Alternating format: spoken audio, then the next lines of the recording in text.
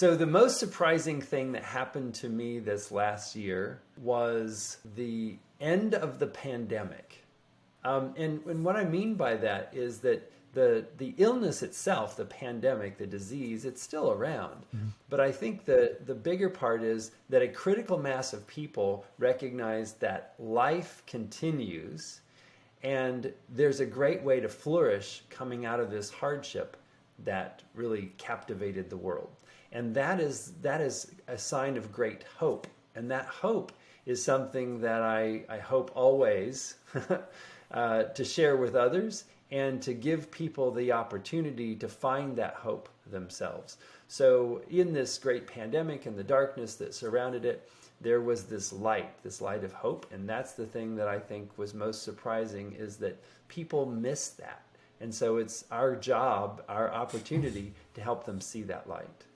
And that's fantastic. Thank you. I want to dive into that and ask you about how you've been responding to that, or what you've been doing to make that happen. So, hey friends, welcome to Smart Catholics Mastermind. We're here to meet the minds and hearts of Catholic creators. Today we're joined by Richard Ludwick, and he is the president of the International Council of the Universities of St. Thomas Aquinas. It's a global network of institutions dedicated to the spirit of St. Thomas. Richard and his wife, Melynda, have 2 children and 3 grandchildren. Did I get that right? Well, you did until last Friday, and now we have 4 grandchildren. Oh, congratulations. That's fantastic. Thank you. So I'm Dominic. I'm the host of this show. Mastermind is about meeting these creators. They're devoting their time and talent to mastering their vocation or their journey so that normal people like you and I can live fuller lives faster, maybe get a little smarter. Richard, you gave an amazing OSV talk, and you touched on some points I'd never considered, like mercy watching, St. Maximilian Kolbe's dream of a movie studio, and God's cinematic universe. I know that talk is itself a 15-minute, power moment. Could you compress that into like 2 minutes? What is mercy watching? What is this dream of a movie studio that I've never heard of? And why does that fascinate you?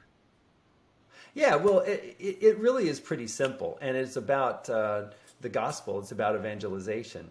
Mercy watching is a phrase that we've coined at University of St. Thomas, where I'm the president, and we serve Icusta also. But it is that idea that you want to support what the faithful creatives are doing. And but sometimes, the content isn't very good. The production quality is not very good.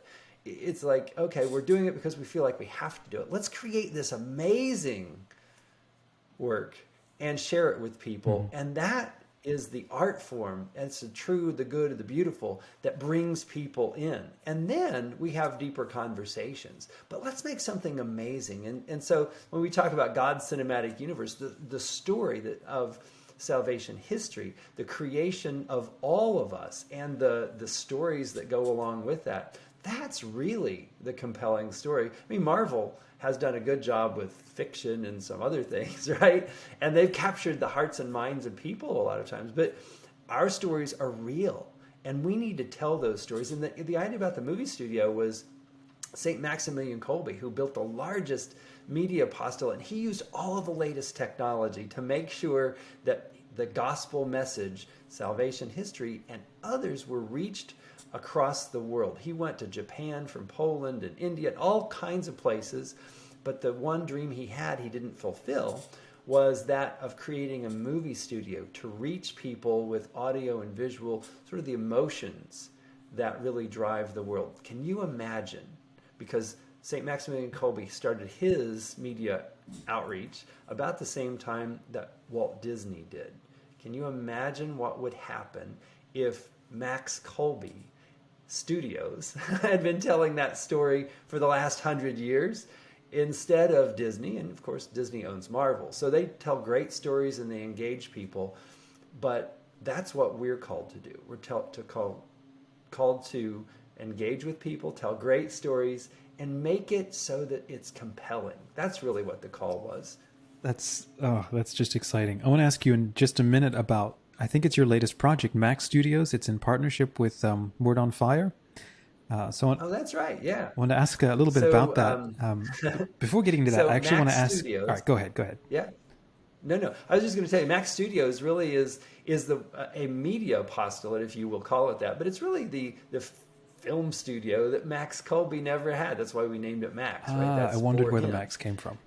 right? So Mac Studios. Anytime you hear Max associated with University of St. Thomas, Okay. that is about Maximilian Kolbe. Mm-hmm. So Mac Studios is the studio, and it's really multimedia, and we'll soon be in the multiverse, right? So it's a way of reaching people Mm-hmm. and telling story in a really authentic way. So compelling stories told well and reaching them authentically. That's what we want to do with it. That's incredible. And you've got an upcoming event, I think, with a number of different people who are influencers already, or people who are speaking Sure. to how to use the different it's a networks. masterclass. Masterclass, guy. Yeah, it's a master class, and it's done in conjunction with Word on Fire Institute. We were fortunate enough, blessed to have Bishop Robert Barron here for commencement last year. Wow.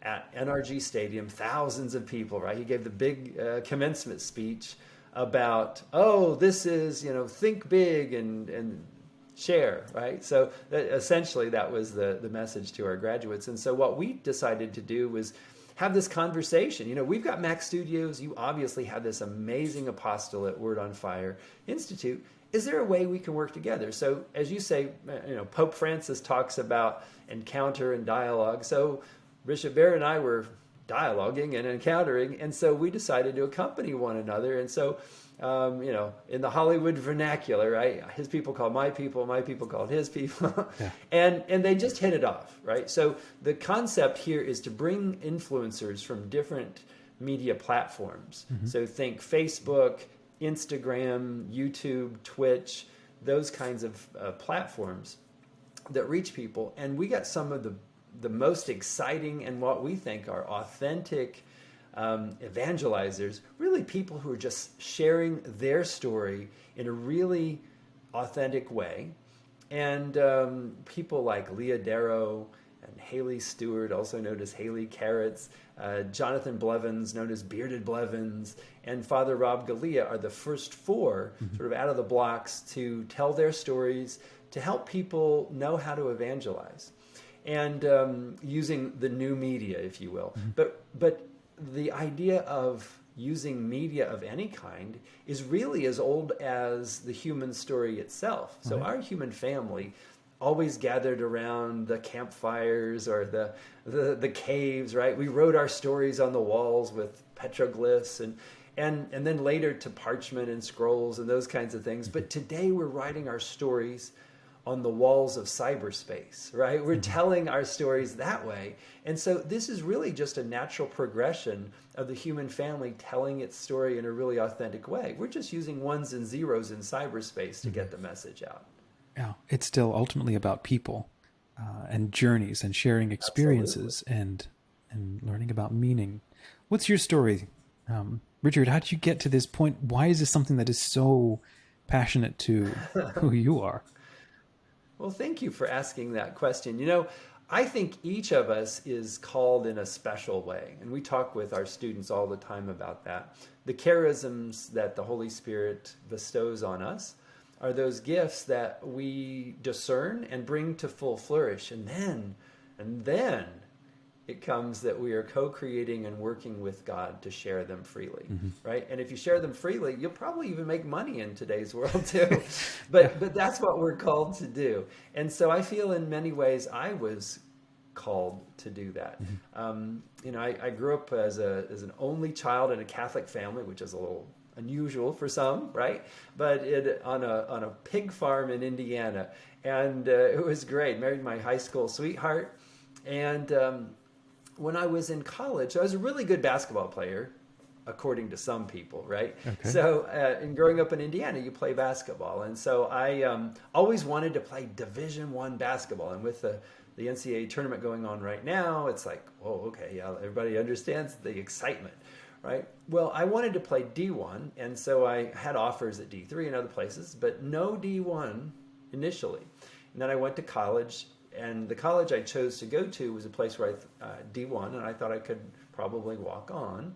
And then I got a call from my dad who said, this D1 program just called and they want you to come and play. You would be the shooting guard, right? Because I'm only 6'4" at the time, right? So I'm like, okay, cool. Let me think about that. So I took that in and I thought about, this is a lifelong dream. I'd asked the Lord, give me the talent, the perseverance, let this happen.